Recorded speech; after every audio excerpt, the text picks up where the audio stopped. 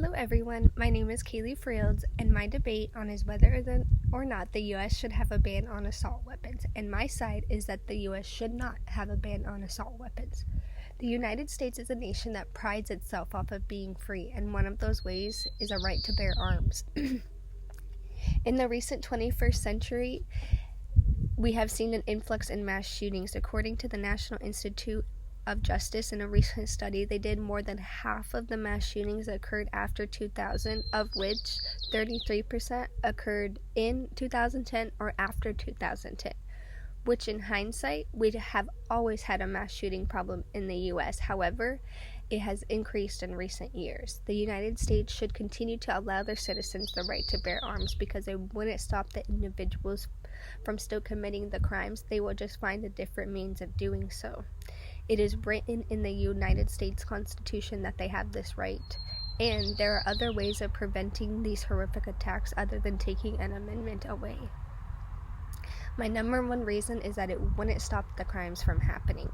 The individuals that want to commit such crimes will find any means of doing so. And according to the National Institute of Justice, if the goal of gun control enthusiasts is to eliminate all guns capable of rapid fire or the discharge of multiple projectiles in quick succession, then they will ultimately have to move against all revolver, all shotguns, and all level action and bolt action magazine fed rifles. I think this directly shows that even if all guns were banned, criminals would find other ways of committing the crime, whether it's building bombs or murdering individuals by stabbing them. Also, the individuals would find other ways of building and or finding these assault weapons through the black market. A ban on assault weapons would not stop the crimes from happening.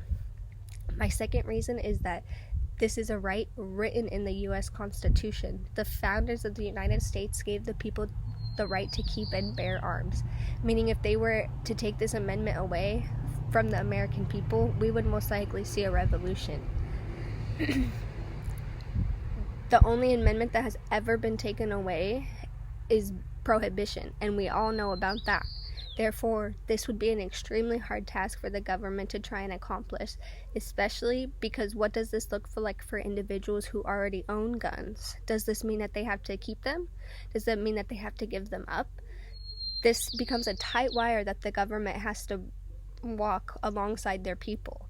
I don't believe the U.S. should have a ban on assault weapons because it is written in our Constitution. And my third reason is that there are other ways of preventing these horrific attacks from happening other than taking an amendment away.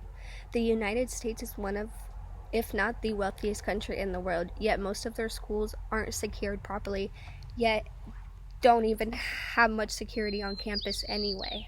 Nor do most events, let alone outdoor events, have exceptional security checkpoints to prevent these attacks from happening.